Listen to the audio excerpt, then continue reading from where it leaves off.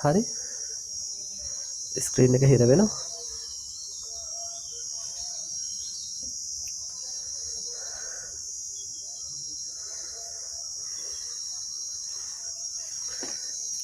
right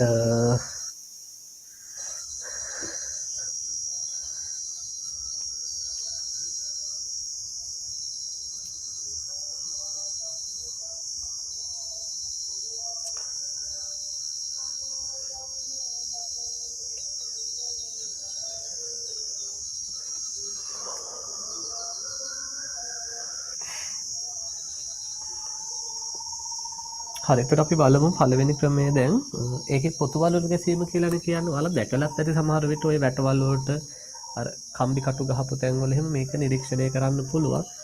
එහෙම නැත්නම් ඔයාලගේ ගෙදර ඔය අඹ ගස් වල එහෙම නේද කඳේ කැපුම් එහෙම දාලා තියෙනවා. අපි අර අස්වනු හට ගන්න නැති අඹ ගස් වල කියනවනේ අර නේද කඳේ පොත්ත තනින් තනින් කපලා දාන්න කියලා. නේ ඒ වගේ දෙයක් තමයි මේ කරන්නේ. දැන් පුතේ මේ විදිහට දැන් කඳ තියෙනවනේ කොහොම. හරි. ඒතර අපි මෙතනදී කරන්න මෙහෙම කඳේ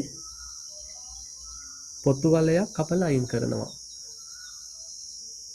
හරි මේ විදිහට කඳේ පොතු වලයක් කපලා අයින් කරනවා.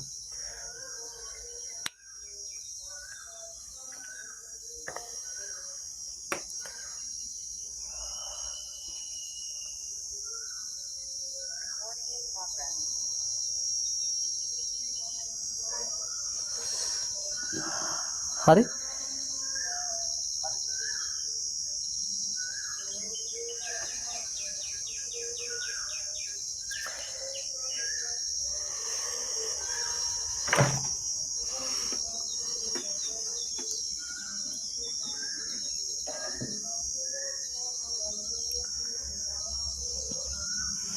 බෝඩ් එක පැහැදිලි නැද්ද?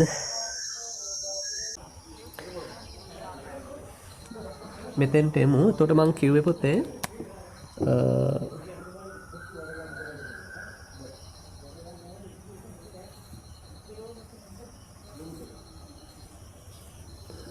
හරි. අපි මේ විදිහට කඳේ පොතු වලයක් අයින් කරනවානේ. එතකොට මතක තියාගන්න දැන් මේ කඳේ පොත්තේ තමයි දැන් BST කරන අය මේ කැලල කතා කරලා තියෙනවා. ඔය අතු බැඳීම යටතේ තාම අපි ඇග්‍රි කරන අයට අතු බැඳීම කලේ නැහැ. අපිට ඉස්සරහට කරන්න තියෙන ශාක ප්‍රචාරණයේ පාඩම. ඊට පස්සේ මේ ප්ලෝයමේ තියෙන්නේ මෙන්න මේ පොත්තේනේ. හරි මේ ප්ලෝයමේ කියලා හිතන්න ඔන්න ඔහම ප්ලෝයමේ පොත්තේ තමයි තියෙන්නේ. හරි එතකොට අපි පොත්ත මෙතනින් කපනවා කියන්නේ ප්ලෝයමේ කැපෙනවා. එතකොට අර උඩ පත්‍රවල ඉඳලා එන හරි ආහාර ටික මේ ප්ලෝයමේ දිගේ ඔහොම ඇවිල්ලා ඔක්කොම මෙතන මොකද වෙන්නේ? නතර වෙනවා. යන්න බෑනේ පුතේ පාර වැහිලා. හරි මෙතනින් පාර කැඩිලා දැන් තියෙන. එතනින් එහාට යන්න බෑ. එහෙනම් අර ආහාර ටික ඔක්කොම මෙතන එකතු වෙනකොට මෙතන අපි කියනවා සෛල යම් අසාමාන්‍ය වර්ධනයක් නිරූපණය කරනවා. ඒ නිසා මේ පොත්ත මේ ආකාරයට මෙතනින් ඉදිමෙන්න පුළුවන් කියලා අපි කියනවා. හරි පොත්තේ නෙරීමක් ඇති වෙනවා. මොකක්ද ඇති වෙන්නේ? පොත්තේ නෙරීමක් ඇති වෙනවා. ඉතින් අපි ඒ නිසා කියනවා ප්ලෝයමේ දිගේ ආහාර ආවා. මෙතනින් පොත්ත කපපු නිසා එතනින් එහාට යන්න බැරි වුණා. ඒ ආහාර මෙතන එක් රැස් වෙලා එතන සෛලවල වැඩි වර්ධනයක් වෙලා සාමාන්‍ය වර්ධනයක් වෙලා මේ ආකාරයේ නිර්මක් ඇති වුණා කියලා. හරි. එතකොට ඒකෙන් අපිට පැහැදිලි කරන්න පුළුවන් පුතේ ප්ලෝයමේ දිගේ මොනවා එනවා කියලාද ආහාර එනවා කියලා. පැහැදිලි නේද? එතකොට ඔන්න පළවෙනි පරීක්ෂණය. රයිට්. එතකොට අපි ටියුට් එකේ තියෙන එක පොඩ්ඩක් කියවමුනේ. බලන්න කොන්න මම කියවනවා. ඔය අහගෙන ඉන්නකෝ. පරිණත ද්විබීජ පත්‍රයේ ශාකවල ප්ලෝයම පටක පොත්තට සීමා වී ඇත. ප්ලෝයම පටකයේ කොහෙද තියෙන්නේ? පොත්තේ තමයි තියෙන්නේ. හරි. ඒතර පොත්තට සීමා වෙලා තියෙනවා කියලා අපි කියනවා. මෙවැනි ශාකයක කඳ වටා පොතු වලල්ලක් ඉවත් කළ විට එම ස්ථානයට උඩින් පොත්තේ සීනි සාන්ද්‍රණය ඉහළය. හරි. මෙතන සීනි සාන්ද්‍රණය ඉහළ යනවා. කැපුමට උඩින් පොත්තේ සීනි සාන්ද්‍රණය වැඩි වෙනවා. ඉහළ යන අතර පහළින් සීනි සාන්ද්‍රණය අඩු වේ. පල්ලෙහාට ආහාර ලැබෙන්නේ නැති නිසා. කල්ගත වන විට පොතු වලලු කැපූ ස්ථානයට ඉහළින් පොත්ත මොකද වෙන්නේ? පිටතට නිරා තිබෙනු දැකිය හැකි වේ. මේ මං ඇන්දේ ඒ වගේ. ඒ කාබනික ද්‍රව්‍ය තැන්පත් වීමෙනි. මේ අණුව වායව කොටස් වල සිට මුල දක්වා ප්ලෝයම තුලින් ආහාර පරිසංක්‍රමණය වන බව පැහැදිලි වේ. තේරුණා නේද? right. ඊළඟට දෙවෙනි ක්‍රමය. ටිකක් වෙනස් විදිහේ ක්‍රමයක් පුතේ එක. දැන් මේක අපිට කරන්න පුළුවන්. මේක අපිට කරන්න පුළුවන්. හැබැයි ඊළඟ ක්‍රමය අපිට ටිකක් කරන්න අපහසු ක්‍රමයක්. ඔයා අහලා තියෙනවද පුතේ සමස්ථානික කියලා? රසායන විද්‍යාවේ චුටි දැනුමක් අවශ්‍ය වෙනවා මෙතනදී. අහලා ඇති. සමස්ථානික කියලා. හරි. දැන් අපි ඕනම පරමාණුවක් ගත්තොත් පරමාණුක තියෙනවනේ උපපරමාණුක අංශු කියලා ಜಾති තුනක් නේද? මොනවද? ඉලෙක්ට්‍රෝන තියෙනවා, ප්‍රෝටෝන තියෙනවා, නියුට්‍රෝන තියෙනවා. කොහොමනේ තියෙන උපපරමාණුක අංශුනේ? එතකොට මෙන්න මේ ප්‍රෝටෝන ගණනේ නියුට්‍රෝන ගණනේ එකතුවට අපි කියනවා ස්කන්ධ ක්‍රමාංකය කියලා. වට මතක ඇති. මෙතන අපි කෙමිස්ට්‍රි කරන දරුවෝ නම් එයාලා හොඳටම දන්නවා මේක. අනිත් අයට මතක ඇති. මොකක් කියලාද අපි කියන්නේ? ස්කන්ධ ක්‍රම. අපි මේක වැදගත් වෙන්නේ මෙතනදී. මේකට කියනවා ස්කන්ධ ක්‍රමාංකය කියලා. ඉලෙක්ට්‍රෝන ගණනයි ප්‍රෝටෝන ගණනයි අදාළ පරමාණු ආරෝපණයක් නැත්නම් සමානයි. හරි. ප්‍රෝටෝන ගණන තමයි අපි කියන්නේ පරමාණුක ක්‍රමාංකය කියලා. එතකොට ප්‍රෝටෝන ගණනේ නියුට්‍රෝන ගණනේ එකතුව ස්කන්ධ ක්‍රමාංකය කියලා කියනවා. සමහර පරමාණු තියෙනවා පුතේ එයාලගේ ප්‍රෝටෝන ගණනේ වෙනසක් නැහැ.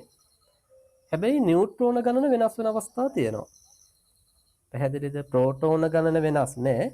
හැබැයි නියුට්‍රෝන ගණන වෙනස් වෙනවා. ඒක නිසා එකිනෙකට වෙනස් ස්කන්ධ ක්‍රමාංක තියෙනවා. දැන් උදාහරණයක් විදිහට කාබන් එහෙම පරමාණුවක්. කාබන් වල 6 12 6 14 ඔහොම තියෙනවා අවස්ථා දෙක. එතකොට මේ මෙතන දාන්නේ අපි පරමාණුක ක්‍රමාංකයනේ. පරමාණු ක්‍රමාංකය කියන්නේ ප්‍රෝටෝන ගණන. එතකොට මේ ප්‍රෝටෝන එහෙනම් ප්‍රෝටෝන ගණනේ පුතේ වෙනසක් නැහැ මෙයාගේ. ප්‍රෝටෝන ගණන 6යි. හැබැයි මෙයාගේ නියුට්‍රෝන 6ක් තියෙනවා. 12න් 6ක් අඩු කරපුවම මෙතන මේක දාන ස්කන්ධ ක්‍රමාංකය. මම හිතන්නේ ඔය මතක ඇති. මෙතන ස්කන්ධ ක්‍රමාංකය. එතකොට මෙයාගේ නියුට්‍රෝන 6යි. හැබැයි මෙයාගේ නියුට්‍රෝන කීයක් තියෙනවද? 8ක් තියෙනවා. හරි. නියුට්‍රෝන 8ක් තියෙනවා. එහෙනම් එකම පරමාණුක ක්‍රමාංකයක් තියෙනවා. හැබැයි එකිනෙකට වෙනස් ස්කන්ධ ක්‍රමාංක තියෙනවා. ඒවට කියනවා සමස්ථානික කියලා. හරි. ඒ නිකන් මතක් කරලා දුන්නේ. නැත්තම් මට ඔක නිකම්ම කියලා දාන්නත් තිබුණා. කාබන් වලට ආපුවම පුතේ මම කිව්වා කාබන් වල ඔය අවස්ථා දෙකම තියෙනවා. කාබන් 612 සමස්ථානිකයයි 614 සමස්ථානිකයයි විදිහට සමස්ථානික දෙකක් තියෙනවා. මම මේ කියපිලා තමයි අයලියව. හරි. මෙන්න මේ 614 ගත්තාම දැන් සාමාන්‍ය වායුගෝලයේ කාබන් ඩයොක්සයිඩ් එහෙම තියෙන. ඒ වගේ තියෙන මේක සාමාන්‍ය මේ වායුගෝලයේ තියෙන කාබන් ඩයොක්සයිඩ් වල තියෙන මේක 612 සමස්ථානිකේ තමයි තියෙන්නේ. හරි. එතකොට 614 ගත්තාම මේක සුවිශේෂයි. ඇයි සුවිශේෂ කියන්නේ? එයාට තියෙනවා පුතේ විකිරණශීලී ගුණාංග. ඔයාලා අහලා ඇති මේක. මොන ගුණාංගද තියෙන්නේ? විකිරණශීලී ගුණාංග තියෙනවා. එතකොට අපි කරන්නේ මෙන්න මේ කාබන් 614 සමස්ථානිකයේ සහිත කාබන් ඩයොක්සයිඩ් ගන්නවා. දැන් ඔයා හිතන්න එපා ඒක කොහොමද ගන්නෙ කියලා. මම ඒකයි කිව්වේ ඒක අපේ මට්ටමින් අපිට කරන්න පුළුවන් පරීක්ෂණයක් නෙමෙයි. ඔයා නිකන් හිතන්න එහෙම ගන්නවා මොකක් හරි ක්‍රමයකට ගන්නවා. හරිද? මොන කාබන් ඩයොක්සයිඩ්ද ගන්නෙ? කාබන් 614 සමස්ථානිකයේ තියෙන කාබන් ඩයොක්සයිඩ් ගන්නවා. අරගෙන අපි ශාකයකට දෙනවා පුතේ. පැහැදිලිද මං කියන එක? කාබන් 614 එහෙම නැත්නම් මේ විකිරණශීලී ගුණ තියෙන කාබන් ඩයොක්සයිඩ් සහිත කාබන් සහිත කාබන් ඩයොක්සයිඩ් අපි ශාකයකට සපයනවා. දැන් මෙයා පෝටිකා හරහා ගන්න ඔය කාබන් ඩයොක්සයිඩ්. එහෙනම් එයා ආහාර නිෂ්පාදනය කරන්න භාවිත කරන්නේ ඔය කාබන් ඩයොක්සයිඩ්. එහෙනම් එයා හදන ආහාරවල ඒ කියන්නේ ග්ලූකෝස් වලක් තියෙන්නේ ඔය විකිරණශීලී කාබන්. පැහැදිලිද? එයා හදන ග්ලූකෝස් වලක් පුතේ C6යි H12යි O6යි මේකෙත් තියෙන්නේ අර කියන විකිරණශීලී කාබන් කියලා අපි කියනවා. දැන් අපි ඉගෙන ගත්තා ඕවා පිෂ්ඨයේ බවට තැම්පත් වෙලා තිබිලා ඊට පස්සේ සුක්‍රෝස් විදියට කඳ දිගේ පල්ලයට එනවා. එතකොට මෙයා යන තැන මොන ගුණද දැන් තියෙන්නේ? විකිරණශීලී ගුණ තියෙනවා. මෙයා යන්නේ කොතෙන්ටද? එතන විකිරණශීලී ගුණ. මෙයා යන්නේ කොතෙන්ටද? එතන විකිරණශීලී ගුණ. ඒතර අපි කරන්න පුතේ කඳ පරීක්ෂා කරලා බලනවා කඳේ විකිරණශීලී ගුණාංග තියෙනවද කියලා. එතකොට පෙනී යනවා ඔව් කඳේ විකිරණශීලී ගුණ තියෙනවා. ඒව පරීක්ෂා කරන්න වෙනම උපකරණ තියෙනවා පුතේ. ඒ ගැන ඔයා හිතන්න යන්න එපා. යම් යම් ද්‍රව්‍යයක විකිරණශීලී ගුණ තියනවාද කියලා පරීක්ෂා කරන්න ඒවට වෙනම උපකරණ හදලා තියෙනවා. ඒතර අපිට එවැනි උපකරණයකින් කඳ පරීක්ෂා කරලා බලන්න පුළුවන්. ඒතර අපිට පැහැදිලිව පේනවා කඳේ විකිරණශීලී ගුණාංග තියෙනවා. ඒතර කඳට විකිරණශීලී ගුණාංග ආවේ අර දාමයේ ඔස්සේ ආපු විකිරණශීලී කාබන් නිසා. පැහැදිලිද? ඒක තමයි මේ පරීක්ෂණය. කියවන්න ඕනද? බලා ගන්නකෝ. විකිරණශීලී සමස්ථානිකයක් වන කාබන් 614 කියන එක තමයි 14 විතරක් දාලා තියෙන්නේ. අඩංගු කාබන් ඩයොක්සයිඩ් පත්‍රවලට ලබා දීමෙන් එම විකිරණශීලී කාබන් ප්‍රභා සංශ්ලේෂණය මගින් සීනි බවට පත් වේ. ඒතර හැදෙන ග්ලූකෝස් වල විකිරණශීලී කාබන් තියෙනවා. විකිරණශීලීතාව පරීක්ෂා කිරීමේදී පොත්තේ විකිරණශීලී බව ඇති බව පෙනේ. මේක අර මම විස්තර කළා තරම් ගොඩක් ලොකු විස්තරයක් නෑ. අවශ්‍යම දේ කියලා තියෙනවා. හරි. ඒ අනුව පොත්තේ ඌ ප්ලෝයම් පටකය හරහා පරිසංක්‍රමණය වන බව පැහැදිලි වේ. හරි. ඒතර කඳට ඒ විකිරණශීලී ගුණ එන්නේ අනිවාර්යෙන් අර ආහාර කඳ දිගේ ආපු නිසා කියලා අපි කියනවා. පැහැදිලිනේ. ඒතර ඒ පරීක්ෂණ දෙක මතක තියාගන්න. සමහර විට විභාගයේදී අහන්නත් පුළුවන්, රචනා පේපර් එකේ අහන්නත් පුළුවන්. ඊළඟට මම ඔයාලට ප්‍රශ්න දෙකක් දෙන්නම් පුතේ. අපි කතා කරපු තියරි වලින්. හරි. එතකොට මේ ගන්න පුතේ ඔයා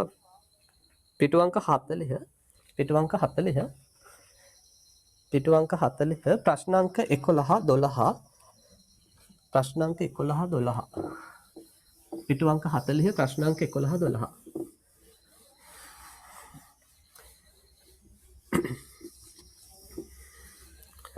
පිටු අංක 40 ප්‍රශ්න අංක 11 12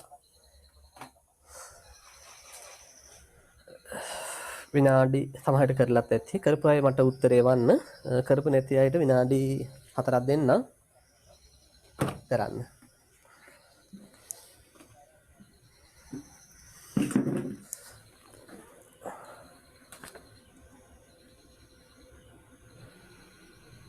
නේ අමතක වෙනවා ළමයි හරි එන්න පුතේ මාතෘකාව එතකොට තියෙන්නේ ශාක වර්ධනයේ මැනීම කියන එක හරි ශාක වර්ධනයේ මැනීම මේක සිලබස් එකට අලුතින් එකතු කළා කිව්වොත් මන් නිවැරදි හරි මේක සිලබස් එකේ කලින් තිබුණ නැති මාතෘකාවක් 2017 නිව් සිලබස් එකට තමයි එකතු කරලා තියෙන. එතකොට ඔයාලා තමයි ඒක ඉගෙන ගන්න තුන්වෙනි බැච් එක 2019 විභාග ලියපු අය එක බැච් එක 2000 ඔයාලා හතරවෙනි බැච් එක 2020 විභාග ලියපු අය එක බැච් එක 2021 ලියන්න ඉන්න අය එක බැච් එක ඔයාලා එතකොට හතරවෙනි බැච් එක මේක ඉගෙන ගන්න. එතන අපි බලන්න ඕන ඉස්සෙල්ලා වර්ධනයක් කියන්නේ මොකක්ද? දැන් මම මෙහෙම උදාහරණයක් කියන්න කාට හරි ඔය මී මැස්සෙක් හරි ඔය කලාඳුරු කියලා જાතියක් ඉන්නවනේ අර චූටි කූඩ හදන්නේනේ. එහෙම එක්කෙනෙක් විදලා තියෙනවා නම් සමහරට ඔය කම්මුල දිහාට වගේ විදලා තියෙනවා නම් හරි මොකද වෙන්නේ මේ පැයක් විතර යනකොට මෙන්න එනවා කම්මුල මෙහෙම හරි දැනෙනවා නිකන් මූණ මෙහෙ වගේ කියලා. ඒ කියන්නේ ඔයා දැන් ශනිකව මහත් වෙලා හරි ආය අමුතුවෙන් කිරිපිටියෙන් බොන්න ඕනේ නෑ නේද? මහත් වෙන්න ඔයා මහත් වෙලා. හරි උතර වගේ ඇඟේ ප්‍රමාණය වන සයිස් එක වැඩි වෙලා. ඒක වර්ධනයක්ද? ඒක වර්ධනයක්ද? ඔයා ලොකු වෙලා මහත් වෙලා. හරි ඒක වර්ධනයක්ද? කවුරුහරි මැසේජ් එකක් එවන ඒක වර්ධනයක්ද කියලා. ඒක වර්ධනයක්ද කියලා මැසේජ් එකක් එවන්න. මං කියන එක තේරෙනවද? අන්න කලාඳුරුවෙක් හරි මේ මැස්සෙක් හරි විදලා දැන් මේ මෙහෙ මූණ හරි තඩිසි වෙලා. හරි ඒක වර්ධනයක්ද? ඔයා මූණ තිබ්බට වඩා ලොකුයි දැන් ඈ. ඒක වර්ධනයක්ද නැද්ද? හරි නෑ. ඇයි නැත්තේ? හරි ඊළඟ ප්‍රශ්නේ ඇයි නැත්තේ? ඇයි ඉතින් වර්ධනය කියන්නේ දැන් අපි ලොකු වෙලා. හරි මූණ තිබ්බට වඩා සයිස් එක වැඩි. ඒක වර්ධනයක්ද නැද්ද? නෑ. ඇයි නැත්තේ? හරි. මම උත්තරේ කියන්න කාලය සීමිත නිසා වර්ධනයක් නම් ආපස්සට එන්න බෑ කියනවා අපි. තේරෙනවද ඔයාට? වර්ධනයක් නම් ඒක ආපස්සට එන්න බෑ. ඒ කියන්නේ ඔයාගේ මූණ දැන් ඔහොම වුණා නම් ඒක හැමම තියෙන්න ඕන. එහෙම නෑනේ ඔයා දන්නවා. අර ඌගේ ඔය විෂ නේද? ඒ විෂ ටික ඉවත් වෙලා ගියාට පස්සේ සාමාන්‍ය තත්ත්වයට මූණ වගේ පරිවර්තනය වෙනවනේ. එහෙනම් ඒක වර්ධනයක් නෙමෙයි දරුවනේ. වර්ධනයක් නම් අපි කියනවා ඒ වෙන දේ අප්‍රත්‍ය වර්තී වෙන්න ඕනේ වචනය. හරි. හරියට වචන ඉගෙන ගන්න. අප්‍රත්‍යවර්ති හරි අමාරුයි කියවන්න. හරි කියන්නේ non reversible වෙන්න ඕන. හරි රිවර්ස් වෙන්න බෑ. හරි ප්‍රත්‍යවර්ති වෙන්න බෑ. අප්‍රත්‍යවර්ති. ආපස්සට එන්න බෑ කියනවා. ඒක වැඩි වුණොත් වැඩි වුණාම තමයි. එයාගේ බර වැඩි වුණොත් ඒක වැඩි වුණාම තමයි ආපස්සට එීමක් නැහැ කියලා අපි කියනවා. පැහැදිලිද? එහෙනම් අන්න ඒකට තමයි අපි කියන්නේ ප්‍රතිවර්ධනයක් කියලා. එහෙනම් අර වගේ සිද්ධියකදී ඒක වර්ධනයක් නෙමෙයි. ඒක తాවකාලිකව සිදුවන ඉදිමීමක් විතරයි. පැහැදිලිද? right. එතකොට මේ එහෙනම් ශාක වර්ධනය කියන්නේ මොකක්ද කියන එක මේක දීලා නැහැනේ. ඒක සටහන් කරගෙන ඉමු. ඊට පස්සේ මේ ශාක වර්ධනය අපි මනින්න නොයෙකුත් පාරාමිතිය කියන්නේ ශාකයේ පත්‍ර ශේෂ්ඨඵලය, පත්‍ර ප්‍රමාණය, වියලි බර, උස ඒ වගේ විවිධ පාරාමිති අපිට පාවිච්චි කරන්න පුළුවන් එයාගේ වර්ධනය පිළිබඳව අදහසක් ලබා ගන්න. අපි ඒ ටිකත් එහෙමම ලියමු. ඊට පස්සේ ශාක වර්ධන වක්‍රය කියන්නේ මේ මුළු ලෝකයේ තියෙන මුළු සියලුම ශාකවලට පොදු. ඒක ඇත්තටම අපිටත් පොදුයි ගොඩක් දුරට. පොදු වූ වර්ධන වක්‍රයක් තියෙනවා. අපතේ අපි කියන වර්ධන වක්‍රයේ සිග්මාකාර හැඩයක් ගන්නවා කියලා. මම මේ වර්ධන වක්‍රය වලට අඳ ගන්න දෙන්නම්. ඒතර ඒ හැඩය තමයි සිග්මාකාර හැඩය කියලා කියනවා. වලගම් බලයි මොකක්ද අප්පා සිග්මාකාර හැඩය කියන්නේ. ඇන්දට පස්සේ ඒක මතක තියාගන්න. ඒක හැඩයට අපි කියන නම තමයි සිග්මාකාර හැඩයක් කියලා. පැහැදිලිද? right. එන ලියා ගන්න මේ විදිහට ලියන්න පුතේ මේ විදිහට ශාකයක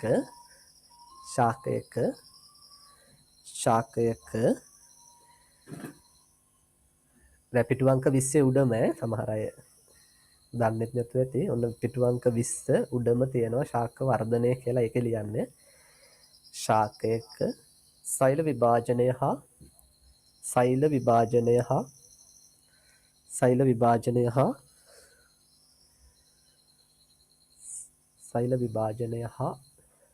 සෛල විශාල වීම නිසා සෛල විභාජනයක ඇතුළත සෛල සංඛ්‍යාව වැඩි වෙනවා.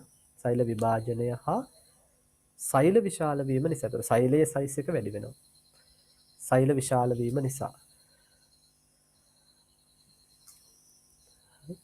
ශාකයක සෛල විභාජනය හා සෛල විශාල වීම නිසා එහි ප්‍රමාණයෙහි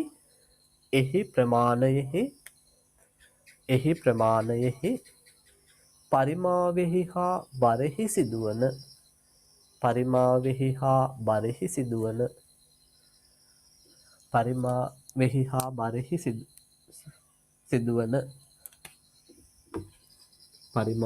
හා බරෙහි සිදුවන අප්‍රත්‍යවර්ති වැඩිවීම.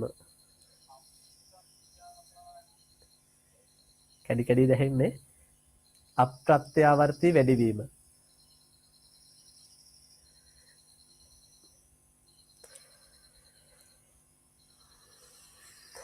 වීඩියෝ එක හිර වෙන ගතියක් වගේ මට තේරෙනවා.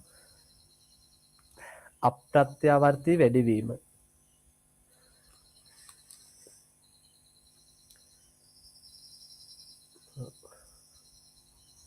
දැන් හරියයි. ඒ අර తాවකාලික මේ මොකද්ද ඩ්‍රොප්ස් වීම. සිග්නල් අඩුවීම වෙනවා. ලංකාවනේ. එහෙම තමයි. කිසි දෙයක් ස්ථාවර නැහැ. හරි. අප්‍රත්‍යවර්ති වැඩිවීම. ශාක වර්ධනයේ ලෙස හැඳින්වේ.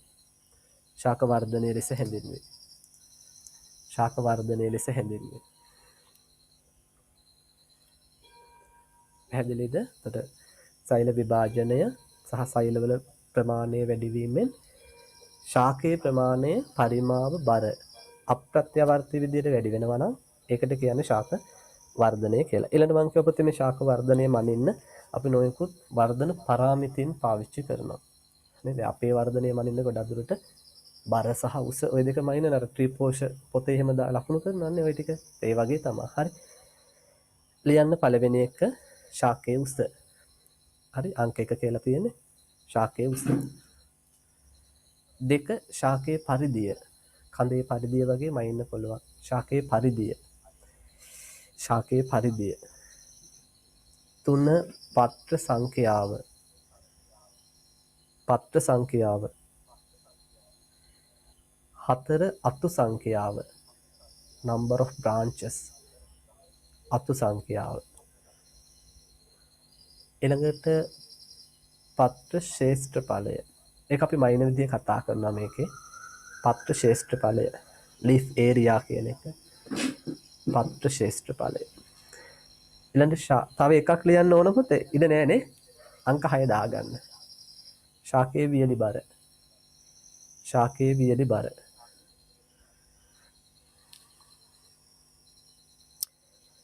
රයිට් ඊළඟට වර්ධන වක්‍රය බලමු.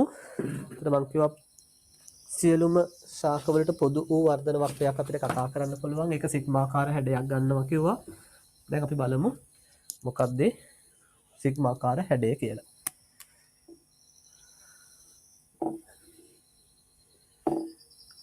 හරි. දැන් මේ පැත්තට ඔයාලට ඕනම වර්ධන පාරාමිතියක් දාන්න පුළුවන්. මම මේ පැත්තට ගන්නම් පුතේ වියලි බර කියන එක. ඔය උඩ තියෙන 6න් ඕනම එකක් ලියන්න පුළුවන්. අපි වියලි බර ගමු. ඒක ග්‍රෑම් වලින් සලකමු. ඊට පස්සේ මේ පැත්තේ දාන්න සිටුවීමෙන් පසු දින ගණන. කාලය තමයි මේ පැත්තට එන්නේ එතකොට. සිටුවීමෙන් පසු දින ගණන. හරි කාලයත් එක්ක තමයි පොතේ ප්‍රස්ථාරය යන්නේ. එතන මෙන්න මෙහෙම වෙනවා කියනවා. මුල් කාලයේදී වැඩි වෙන වේගයෙන් වැඩි වෙනවා.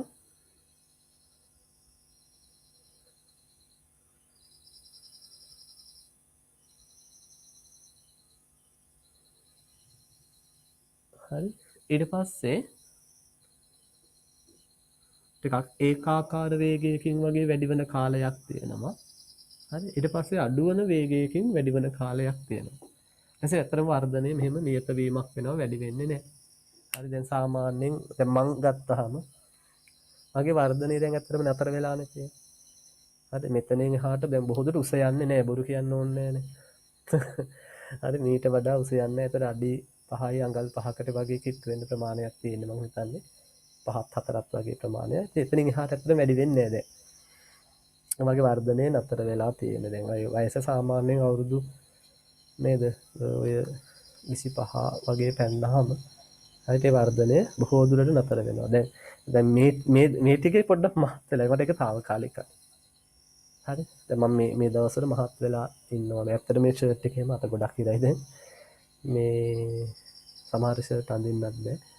ඒක తాවකාලිකයි. මම දුක් වෙන්නේ ෂර්ට් එක අයින් කරන්න වෙයි කියලා. මම දන්නවා ඒක තාවකාලිකයි. ඉස්කෝලේ යන්න පටන් ගත්ත ගම ඕක සුටුස් ගාලා එක දවසකින් දෙකකින් අඩු වෙලා දැන් අර මේ දවස්වල ගෙදරට වෙලා ඉතින් මේව ලොකු මහන්සියක් නෑ.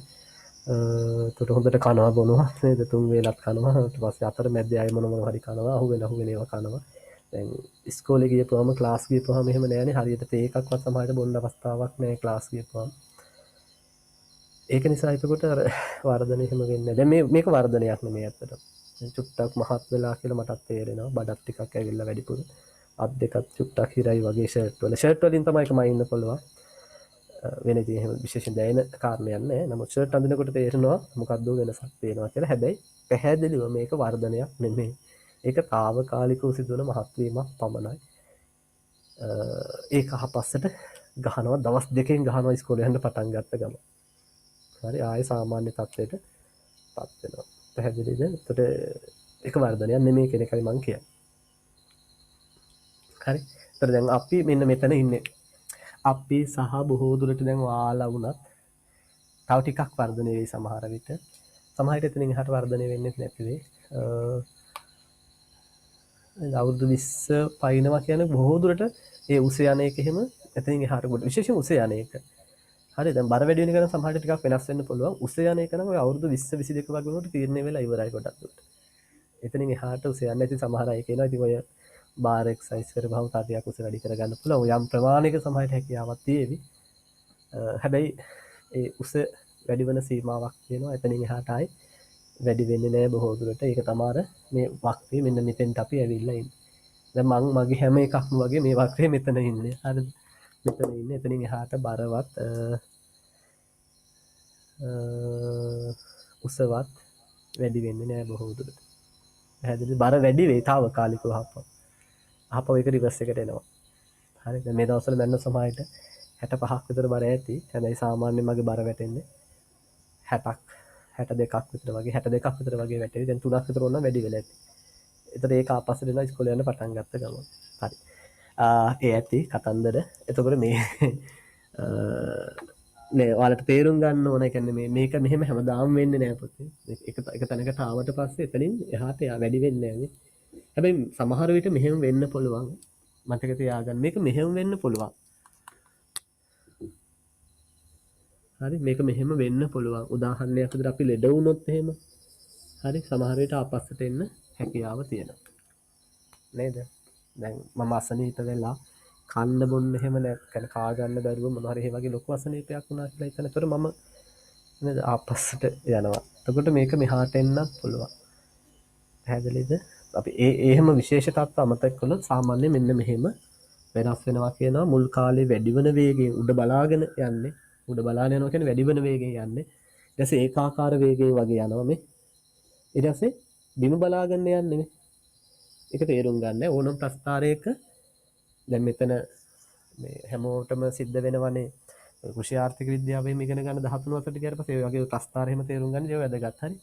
මෙහෙම උඩ බලාගෙන යනවා නම් වැඩි වෙන වේගයෙන් මෙහෙම ඔහොම කෙලින් වගේ යනවා නම් ඒකාකාර වේගයෙන් මෙහෙම බිම බලාගෙන යනවා නම් හරි ඔහොම බිමට හැරෙන්න වගේ යනවා නම් අඩු වෙන වේගයෙන් වැඩි වෙන්නේ. වැඩි වෙන වේගයෙන් ඒකාකාර වේගයෙන් අඩු වෙන වේගයෙන්. ඒ කියන්නේ චූටි කාලේ සමහර දැන් පොඩි එකෙක් හම්බෙලා ගෙදරට ගෙනකොට ඌගේ බර කිලෝ 2කමාරයි කියලා හිතන්න. ඌ මාසයක් යනකොට කිලෝ 6ක් 7ක් වැඩි වෙනවා. يعني 6ක් 7ක් වගේ වෙනවා. හරි මාසයක් දෙකක් යනකොට. ඒ කියන්නේ මුල් කාලේදී වර්ධන වේගය ගොඩක් වැඩි. සාමාන්‍ය අවුරුද්දක් විතර යනකොට නේද? කිලෝ 10කට එහා වර්ධනයක් තියෙනවා. මට දැනෙන විදිහට හරි. තාම ලොකු අත්දැකීම් නැහැ. කිලෝ 10ක් වගේ කිට්ටු වෙන්න වර්ධනය අවුරුද්දක් වගේ යනකොට. ඒ අවුරුද්දට කිලෝ කීයක් විතර දෙනවද? කිලෝ 7ක් විතර වැඩි වෙනවා. හැබැයි ඒක එහෙමම වෙනවද? නැත්නම් දෙවෙනි අවුරුද්දේ එච්චර වැඩි වෙන්නේ නැහැ. හරි තුන්වෙනි අවුරුද්ද එහෙම අවුරුද්දෙන් අවුරුද්ද ඒ ගන්න වැඩි වෙන කිව්වොත් මාරයිනේ. අවුරුදු 6ක් විතර යනකොට මු කිලෝ 100ක් විතර වෙයි. නේද? කිලෝ 70ක් 80ක් ඒ වගේ අවුරුදු 10ක් විතර එහෙම හිටින්නේ නැහැ නේද? එන්න වැඩි වෙන ප්‍රමාණය අඩු වෙනවා පුතේ. හරි. සමහරවිට දැන් අවුරුදු 15ක් විතර ගියාට පස්සේ සමහරවිට වැඩි වෙන්නේ නැහැ. එහෙම නැත්නම් අවුරුද්දටම කිලෝ 1ක් විතර වගේ සමහර විට එහෙම වැඩි වෙන්නේ. මේක මම ඔය කියන එක තේරුම් ගන්න. අපේ වර්ධනයේ දිහා අපිට බලලා ඒක තේරුම් ගන්න පුළුවන්. රයිට්. එහෙනම් අපි කඳ ගන්න දැන්.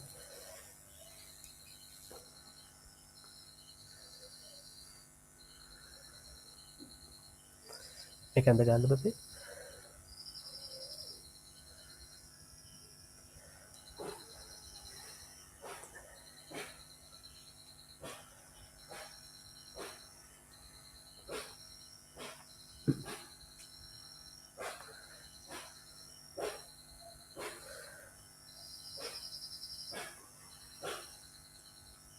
අක්ෂර හරියට නම් කරගන්න. වියලි බර මේක වියලි බර මම මේක කිව්වා මේක තේරුම් ගන්න කටපාඩම් කරන්න එපා. දැන් පන්ති වලට එන්නේ නැතුව මේව නෝට් ලියපුවාම ඌ හිතන්නේ මේකට වියලි බර විතරයි. එතනින් එහාට එකක් එන්න බෑ. හරි එතකොට අන්න විභාගයේදී අවුලක් යන්න හැකියාවක් තියෙනවා. හරි එතකොට මේකට වියලි බර නෙමේ පත්‍ර ප්‍රමාණය. හරි ඊට පස්සේ පත්‍ර ශේෂ්ඨඵලය කඳේ වට ප්‍රමාණය. ඒ අර අපි උඩින් ලියපු ඕනම වර්ධන පාරාමිතියක් මේකට අරගන්න පුළුවන්. ඒකෙන් එකක් තමයි අපි අරගෙන තියෙන ශාකයේ වියලි බර කියන එක. අර කවුරු හරි නෝට් එකක් විතරක් ලියාගත්ත කෙනෙක් නම් පන්තියට සම්බන්ධ වෙන්නේ නැතුව ඌ මේක ලියන මේක කටපාඩම් කරන්න. එතකොට බැරි වෙලාවත් මේකට වියලි බර නොදී වෙන මොකක් හරි විභාගෙ දුන්නාම ඌ අම්දුම් කුම්දුම් වෙනවා. ඒ මොකද යකෝ නෝට් එකේ තිබෙ වියලි බර මේක අදාලා තියෙන පත්‍ර ප්‍රමාණයනේ. හරි එතකොට අර ඔන්න දැන් කල්පනා කර කර ඉන්නවා මේකට කොහොමද උත්තර ලියන්නේ. පැහැදිලිද? ඒකයි අර හැමතිස්සෙම කියන්නේ අනිවාර්යෙන් මේ පන්තියකට සම්බන්ධ වීම වැදගත්. තනියම ඉගෙන ගන්න අමාරුයි. යම් ප්‍රමාණයකට පුළුවන්. හරි. සමහර තැන්වලදී අපිට තනියම අමාරුයි. ඉතින් තනියම ඉගෙන ගන්න පුළුවන් නම් මම ඔයාලට කියන්නේ මමත් දැන් විභාගයක් ලියන්න දැන් ලෑස්ති වෙනවා කියලා මම ඔයාලට හැමදාම කියනවනේ. ඉතින් මට පුළුවන් දැන් මම මෙච්චර දුරක් ඇවිල්ලා ඩිග්‍රී එකකුත් තියෙනවා. ක්ලාස් එකක ඩිග්‍රී එකේ ක්ලාස් එකක් තියෙනවා.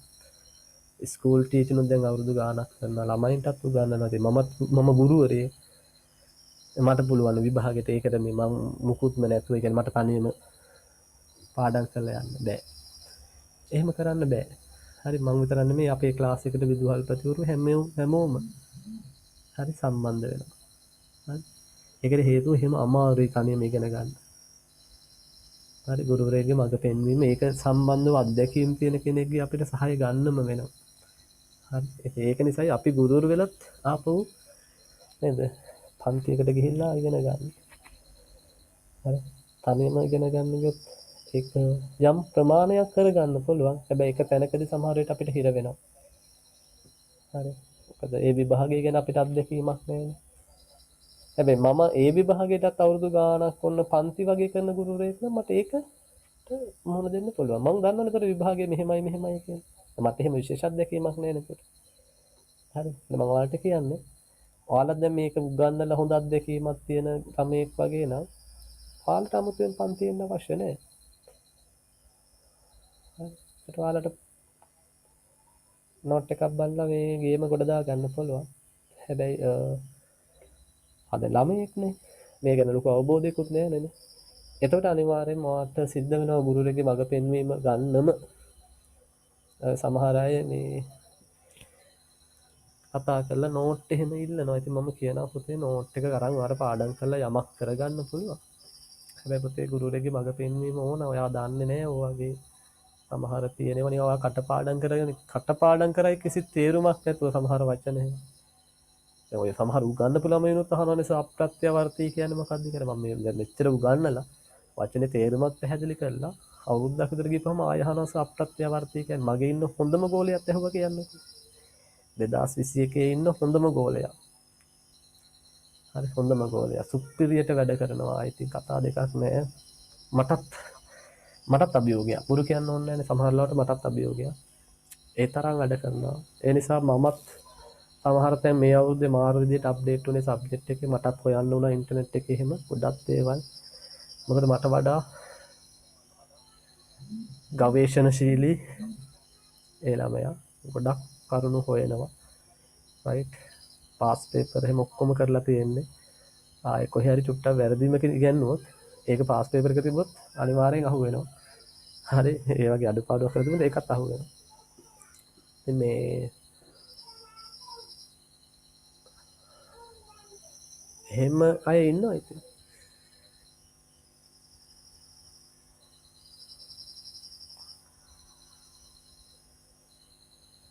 ඒ අයටත් ඉතින් සමහර ලාවට මම අර කිව්වේ සමහර දේවල් ඉතින් අමතක වෙනවා. ඒතර එයා දක්ෂයි කියන්නේ ගොඩක් වැඩ කරනවා. හැබැයි ගුරුවරයෙක්ගේ මඟ පෙන්වීම අවශ්‍යයි. තනියම බෑ. අමාරු වචනයක් එහෙම අහුනොත් ඒක තේරුම දන්නේ නැහැනේ. ඒ අප්‍රත්‍යවර්තී කියලා කියන්නේ මහ ලොකු වචනයක්වත් නෙමෙයිනේ. හිතලා ගන්නත් පුළුවන් සමහරට. නමුත් ඒකට මම මගේ පැත්තෙන් හිතලානේ කියන්නේ හිතලා ගන්න පුළුවන් කියලා. මං ඉන්න තැනින්නේ. අතර ළමයේගේ මට්ටමට ගිහම ළමයෙකුට ඒක හිතෙන්නේ නැහැ ඒ කියන්නේ. ඒ කියන්නේ අර දක්ෂම ළමයාටත් හිතුන්නේ නැහැ කියන්නේ බොහෝ දුරට ළමයේගේ මානසිකත්වයෙන් ගත්තොත් අපි ළමයාගේ තැනට ගිහිල්ලා බැලුවොත් ඒ ළමයාට ඒක එහෙම හිතෙන්නේ නැහැ ඒ කියන්නේ. අර අපි අපේ මට්ටමෙන් හිතන්නේ ළමයෙකුට මේක හිතෙන්න ඕන කියලානේ. ඒක හිතෙන්නේ නැහැ.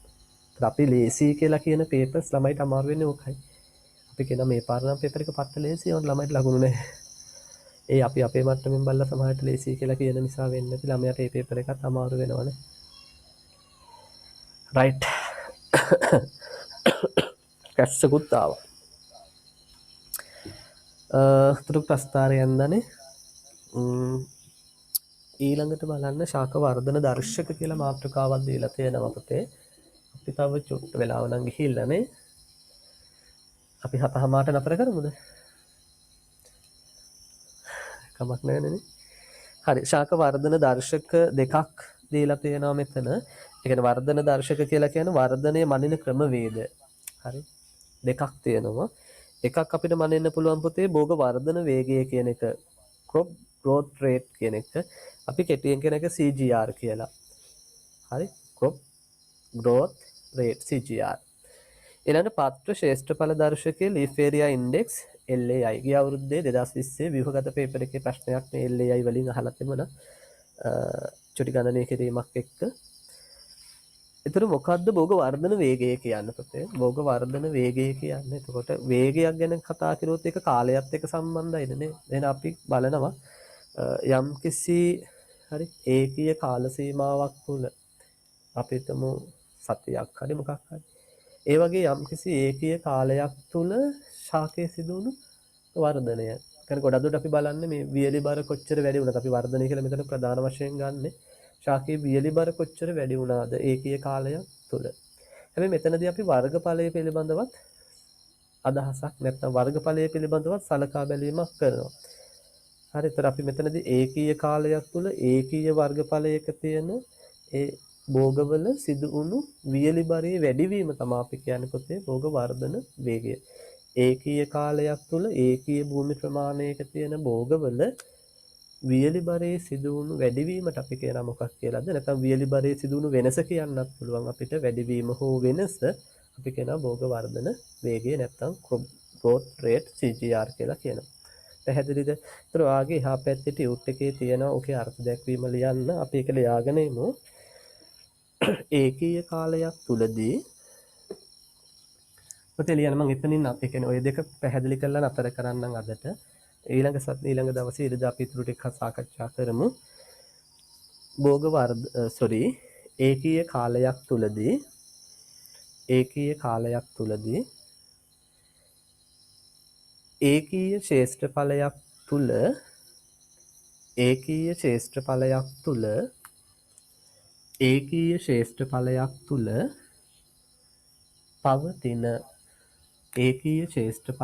තුල පවතින